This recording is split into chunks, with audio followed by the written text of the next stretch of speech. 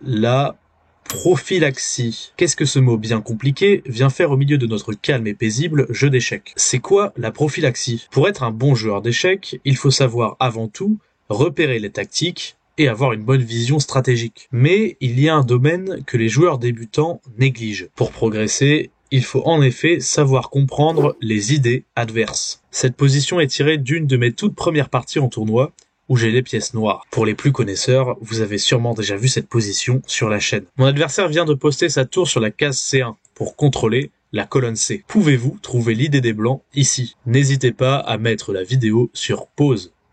Souvent, l'idée de contrôler une colonne avec une tour, c'est de pouvoir s'infiltrer avec celle-ci dans le camp adverse. Ici, il paraît clair que les blancs veulent infiltrer la tour sur la 6e, ou sur la 7e rangée. Alors, au lieu de simplement développer mon fou de case noire passivement derrière les pions, j'ai trouvé un coup beaucoup plus ingénieux. Pouvez-vous le trouver?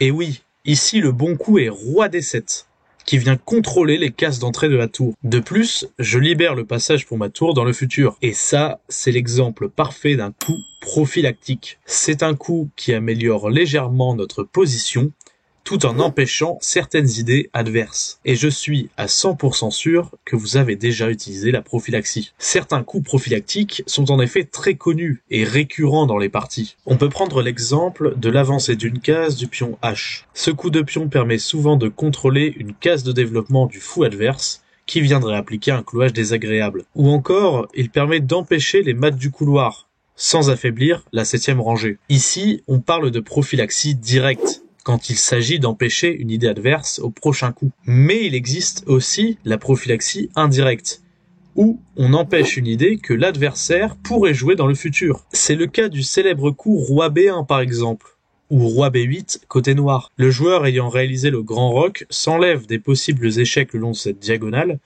et enlève son roi de la colonne C, qui a tendance à s'ouvrir. Même s'il n'y a pas de menace directe, on réalise ce coup prophylactique pour se sortir de possibles menaces dans le futur. Mais la prophylaxie peut être aussi très utile lorsque vous êtes en panne de plan. Parfois, on ne sait juste pas quoi jouer, et il est alors très utile de jouer un coup qui empêche le plan de l'adversaire. Notre plan, c'est d'empêcher son plan.